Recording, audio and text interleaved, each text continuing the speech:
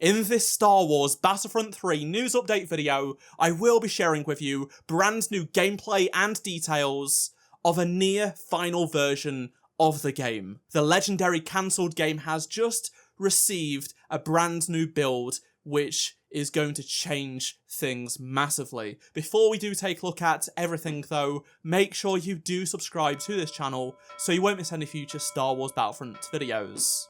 So, the Star Wars Battlefront 3 gameplay you are seeing on screen right now is effectively from the final week of development before it was cancelled in 2008. This is coming from the Free Radical Archive, a collective of people who have been very hard at work for many years trying to preserve the history of Free Radical Design, who created Star Wars Battlefront 3 among other games. What you are watching is not just Battlefront 3 gameplay, it is the Wii gameplay for the game. This is a build of the Wii version, which is insane because it looks fantastic. It looks way better than you'd think a Wii version of the game would actually look like.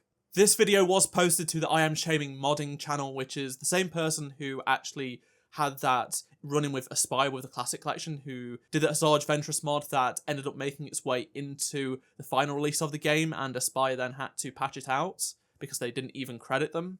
But the description of the video reads, following a decade of research, the Free Radical Archive have done what was once considered impossible, find a new build of Battlefront 3. If you've been around on my channel for a long while, going back all the way to say 2013, you may know that I actually have covered these old versions of Battlefront 3. I've made some videos on them. They've been online for so long now and you've been able to play them, and I really enjoy taking a look at this historical artifact. The video states that this build is dated just over 1 week prior to the game's cancellation by LucasArts, and this is potentially the last Wii build of the game that was ever actually tested.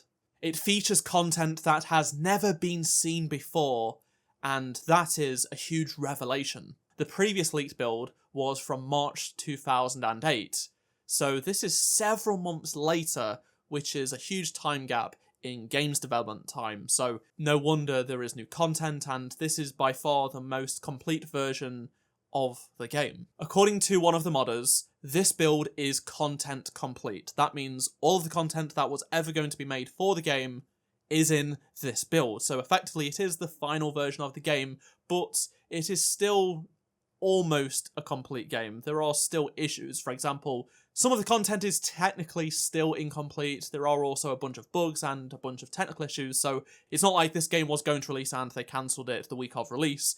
It was still going to have to go through months of development to polish up the game. Modders, part of the Free Radical Archive, are going to try to use this to mod the game and improve on it to hopefully get it in an even better state. They've been modding older builds of the game for quite some time now to make the game far more playable than it was in its leaked form.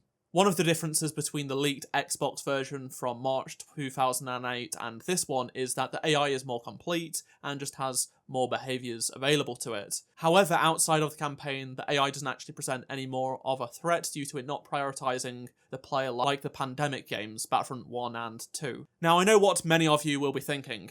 Where can I play this? Where can I download it? Well, there are some issues that are being looked into, and a user guide is going to be created by the Free Radical Archive to really make it simple for players to download and install it. Once that is done, a link to it all will be posted in their Discord server.